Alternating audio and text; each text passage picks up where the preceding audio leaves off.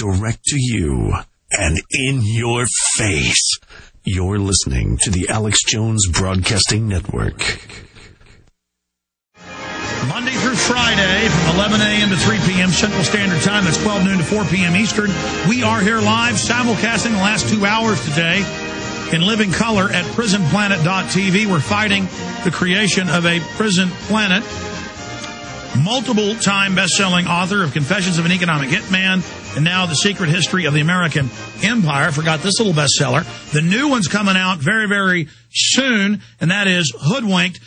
John Perkins, tell us specifically, then we'll get into all these other issues, about Hoodwinked, when it's coming out, what it covers. It comes out November 10th, Random House, and it's, what really generated it was the current recession. And my sense that all of the stuff that we're talking about, AIG, Wall Street, the banks, the auto industry, trying to deal with all of that is triage. It's putting Band-Aids on wounds, and we need the Band-Aids to a certain degree because there's a lot of hemorrhaging going on. We've got to stop. But what we really need to look at is the root cause beneath the system, beneath the surface, and that is systemic. And it's something that nobody's really looking at very hard. To me, this is a mutant form of capitalism that's been going on for about the last 30 years.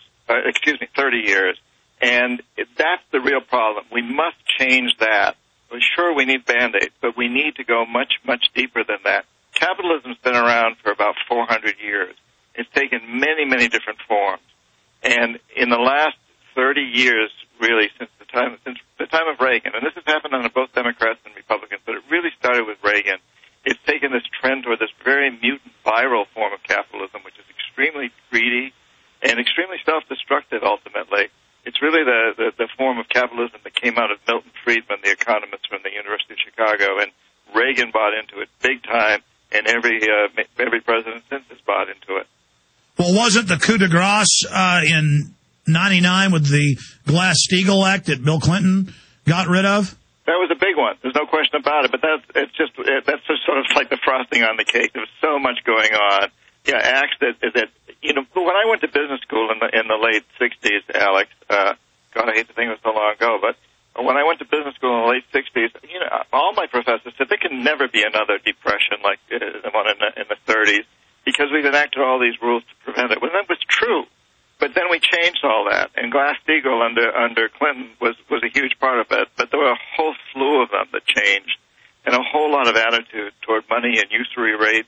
Under George Bush, we had huge increases in interest rates that people had to pay. Credit cards went up to 35%. This would have been now they allow over 30%. That's supposed credit card reform. I mean, that's above loan sharking. Yeah, and that's way beyond the laws. Never would have permitted this before. After the recession, we implemented usury laws that didn't permit that, but then those all changed. There's actually some people are paying 800% on their debt. These are the people that have what we call the payday loans. You can go in before you actually get your paycheck and get a loan on the expected paycheck, and those are huge interest rates, and they're legal. Amazing. Well, the book is coming out on November 11th, correct, John? November 10th. Okay, so November 10th. Close enough. And we've got you scheduled for the 11th then. Good. Oh, good. Fantastic. They just handed me a note saying he is scheduled for November 11th when it comes out. So my producer was wrong by one day. So it's coming out November 10th. Now I agree with a lot of what you have to say.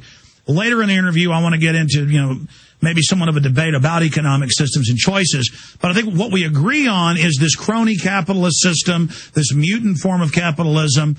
I just call it piracy. I mean, if they can just create trillions in made-up derivatives and then have the central governments bail them out when they're using the money to then go loan it at loan sharking rates to third world countries, third world people, the American people.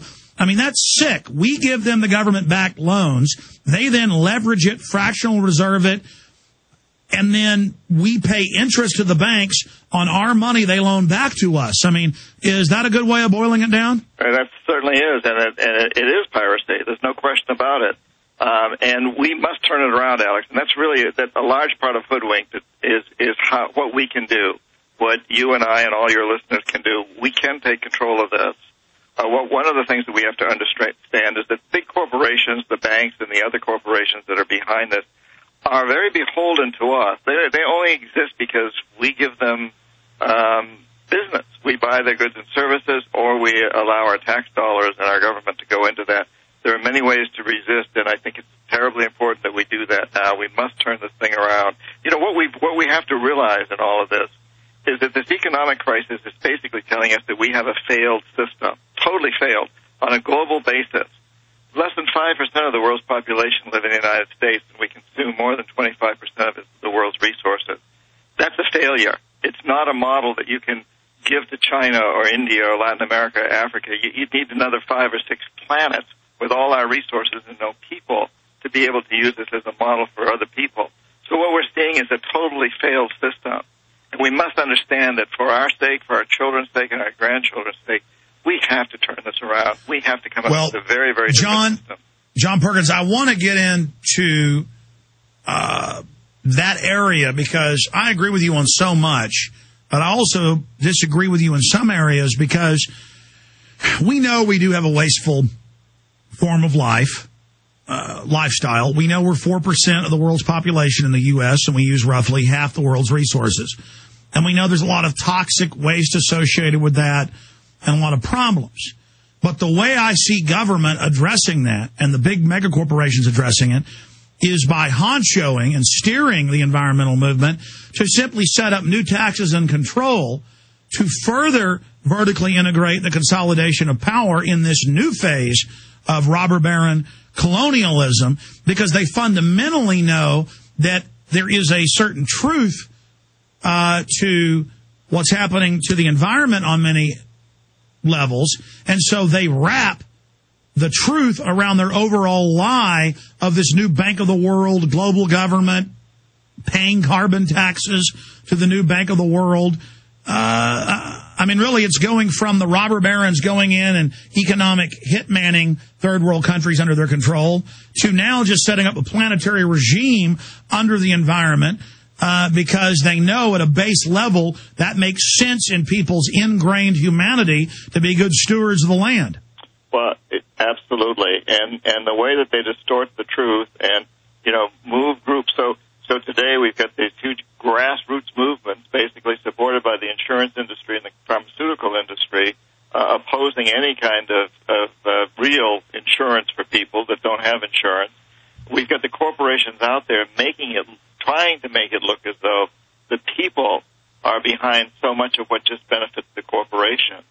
And, I think one amazing instance of this is what's just happened in Honduras, where a democratically elected president was overthrown by a military regime that was under the control of the CIA and big American corporate interests, the big agribusinesses, Dole and Chiquita, Kraft, Cargill, as well as the textile industry. And yet here in the United States, we're being told that this is a president who is trying to usurp the democratic process in Honduras, which is not true at all. He asked for a referendum of the people to see if they wanted to see presidential terms extended from just one term so the president could go for 2 terms. It was a non-binding referendum that he was asking for. That was used as an excuse to go in and overthrow a president. And just to be clear, Obama came out day one a month ago and said, we're not involved, this is terrible, but now even mainstream media has come out and clearly shown private corporations, mercenaries, CIA front groups, jackals, hyenas that you call them, were clearly involved and did this and even dropped the president off at a Costa Rican U.S. military base. So I asked you during the break, I said, from what you've seen in the news, is that accurate? And you said yes. Please elaborate on the difference between an economic hitman versus jackals and hyenas and what really happened a month ago in Honduras. Well, the economic hitman went into Honduras originally, tried to convince Zelaya, the president of Honduras, to change his ways, because what he was saying is that Honduras is going to increase its minimum wage by 60%.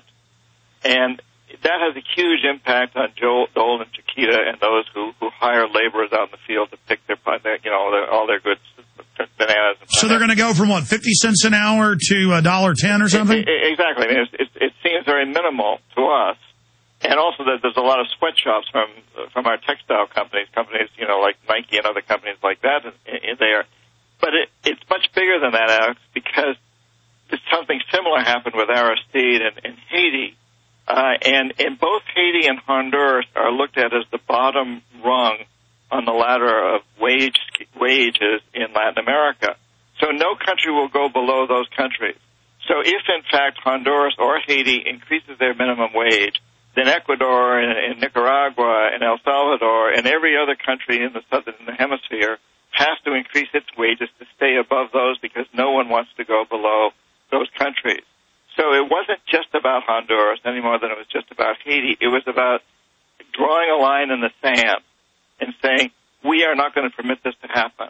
And I think we have to understand that there's a revolution going on in Latin America. 10 countries representing more than 80% of the population of South America have voted in the last few years progressive presidents who are saying no more exploitation by these foreign corporations. 10 countries. And every one of these countries, Alex, during most of my lifetime was run by brutal dictators